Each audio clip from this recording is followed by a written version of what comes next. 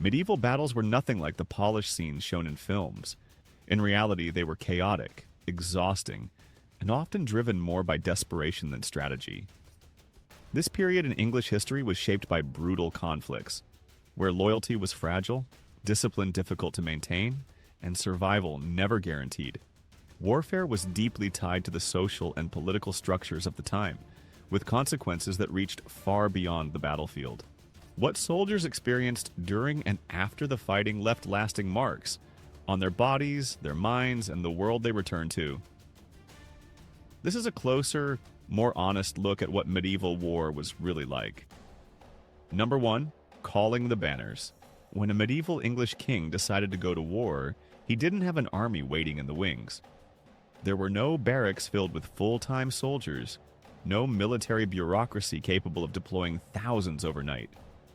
Instead, everything hinged on the ancient and often unpredictable system of feudal obligation. To begin assembling an army, the king would issue a formal summons to his nobles, a process known as calling the banners.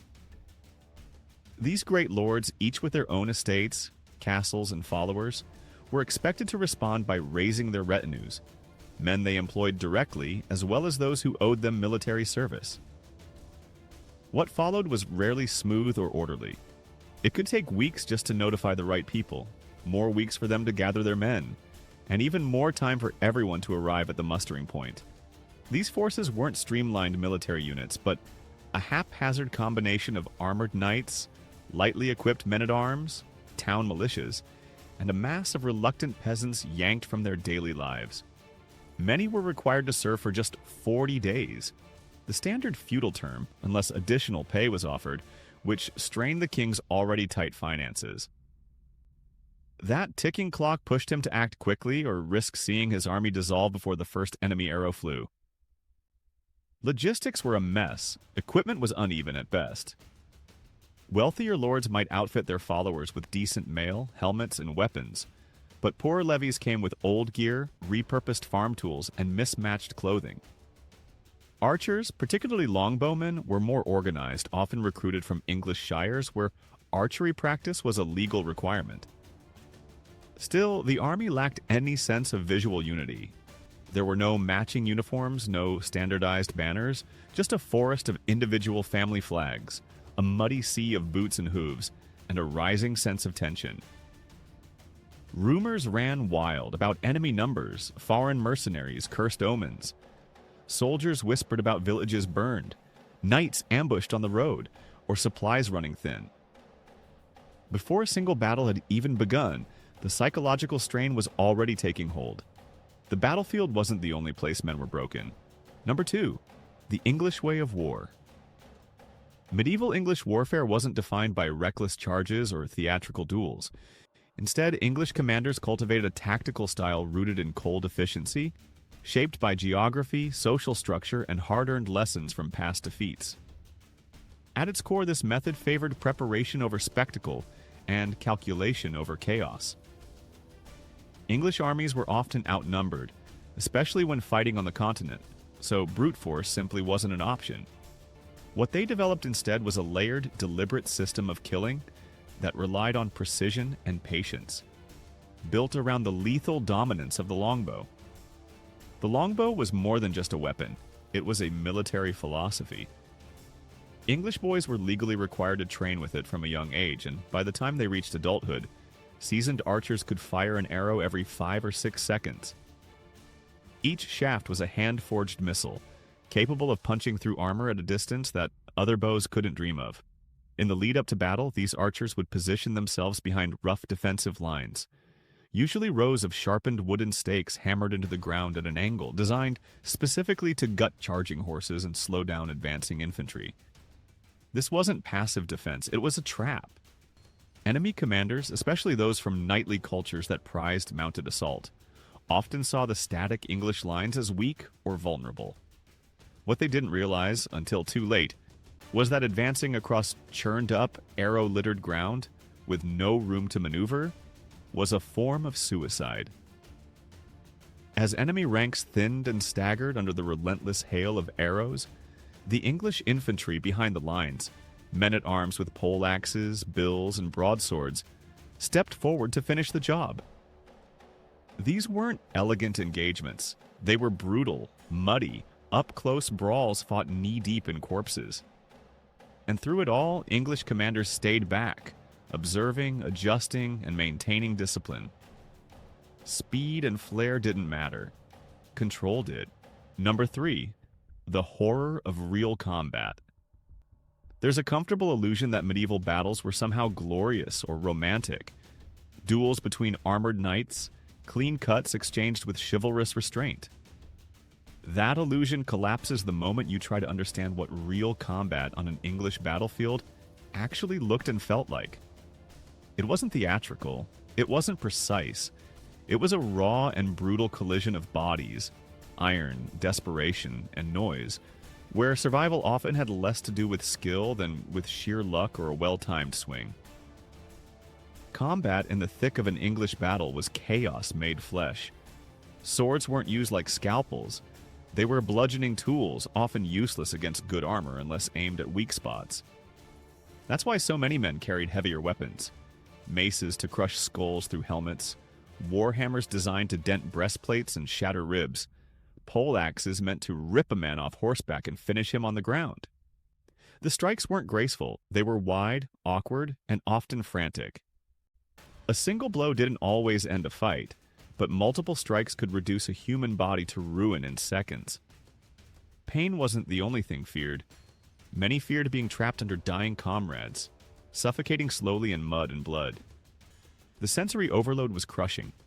The clang of metal hitting metal, the screams of the wounded, the shouts of commanders no one could hear over the din, all while thick helmets muffled sound and narrowed vision.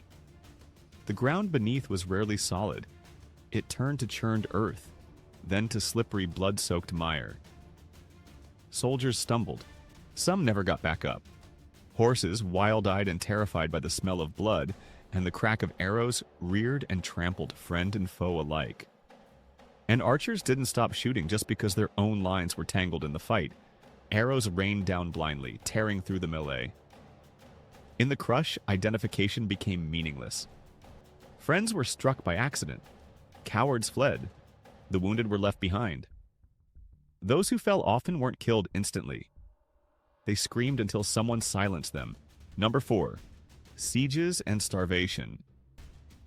Although pitched battles capture the imagination, the true grind of medieval English warfare played out in the slow, suffocating agony of sieges. Castles weren't simply private residences or noble retreats. They were engineered to dominate the surrounding landscape, project royal authority, and serve as administrative hubs. Taking one wasn't a single-day affair. It was a drawn-out test of endurance, resourcefulness, and unflinching cruelty. English commanders who laid siege to enemy fortresses had to commit to a campaign that could last not days, but months, dragging entire armies into static misery as they waited for the walls to fall or the defenders to starve. Once a castle was surrounded, movement inside and out was cut off completely. Roads were watched, rivers were blocked, any supply lines were strangled. The attacking force, meanwhile, set about preparing the instruments of destruction, digging approach trenches to inch closer to the walls, building massive wooden siege towers that could shelter troops and archers, or constructing gigantic trebuchets designed to sling rocks, burning debris, or sometimes rotting carcasses into the courtyard to spread terror and disease. Day after day, these machines pounded away at the defenses, trying to crack the outer curtain walls or collapse a key tower. It was physical destruction paired with psychological warfare. Inside the castle, fear grew like mold. Food stores ran low quickly. Bread, if it was still edible, turned hard and gray. Meat disappeared within days, and soon, dogs, rats, and even leather were considered options. Wells became tainted. People grew weaker, more paranoid, and less willing to stand watch. Starvation didn't just kill the body, it hollowed out the will to fight. By the time the walls were finally breached, defenders were often too exhausted to resist. What followed was rarely orderly. Looting, burning, and slaughter were common. The siege didn't end with surrender, it ended with devastation. And for those inside, survival came at a brutal price. Number 5. Discipline, betrayal, and internal war. Warfare within medieval England had a different flavor. Sharper, meaner, and infinitely more personal. When Englishmen turned their swords against one another, as they did during the Anarchy, the Barons' Wars, and most notoriously the Wars of the Roses, the conflict became something far more corrosive than a campaign against a foreign king. These weren't distant invaders being repelled. These were cousins, lords from the next county, former allies, and in many cases kin, men who shared the same language, religion, and history, now locked in a struggle for survival, power, and revenge. The battlefield became a proving ground not just for military strength, but for loyalty, and betrayal lurked at every edge of the shield wall. Discipline within these internal wars was rarely steady. Armies were formed quickly, often in response to sudden shifts in royal authority or rebellion. Men were gathered from estates, towns, and mercenary contracts. Payment was inconsistent, rations were poor, and discipline depended heavily on the presence and charisma of a strong commander. If that leadership faltered or failed to inspire, order crumbled. Drunkenness, petty violence, desertion, and infighting within camps were common. Sometimes these tensions exploded into full-blown riots, even before battle began. To keep control, leaders resorted to brutal measures: flogging, maiming, and execution by hanging in front of assembled troops. Fear became a necessary tool, but the real instability came from the nobility. Alliances shifted not out of cowardice but cold calculation. If a lord sensed the political winds were changing, it wasn't unusual for him to withhold his troops at a crucial moment or defect altogether. Loyalty to the crown was conditional, not sacred. This political opportunism made civil war in England especially unpredictable. One betrayal, one silent withdrawal, like the standstill of key nobles at Bosworth, could decide the fate of a king in a matter of minutes. In such an environment, trust was rare, paranoia constant, and every victory felt temporary, shadowed by the fear of the next reversal. Number 6. Aftermath and living with the scars. The end of a medieval English battle rarely brought peace, only a different kind of suffering. For the few who walked away with their lives, survival came at a heavy and often lifelong cost. Wounds received on the field were not just painful in the moment. They became slow, festering threats in the days and weeks that followed. Without any understanding of sterilization, even minor cuts could turn deadly. Soldiers carried dirt and blood deep into their injuries, and infection took hold quickly. Limbs that couldn't be saved were hacked off with crude blades, often while the wounded were held down and left to scream into leather straps or bite sticks. Pain was not something avoided. It was endured, or not at all. But the true weight of war was felt long after the bandages came off. The minds of those who had seen battle were often left damaged in ways no priest or healer could mend. Men returned home, shaken, silent, changed.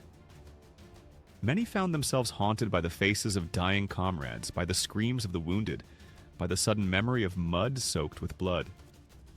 There were no words for trauma or post-battle grief. Those who couldn't reintegrate often drifted through towns as vagabonds or took to mercenary work, not out of loyalty or thrill, but because it was the only world they still understood. Others drank heavily to blur the memories they couldn't forget. Society wasn't built to help them. There were no pensions for the injured, no structured care for widows or orphans. Those who had looted might have returned with gold or armor to sell, but most came back with nothing but scars. Widows pleaded for charity. Children of the fallen were left to fend for themselves. Castles reconstructed after sieges were often built with forced labor from broken men who once carried swords. The church might say prayers for the souls of the dead, but rarely offered more than words to the living. In England, war was treated as divine or fated, but for the ones who fought it, there was nothing holy in what followed. There was only survival, and the bitter question of what it was worth.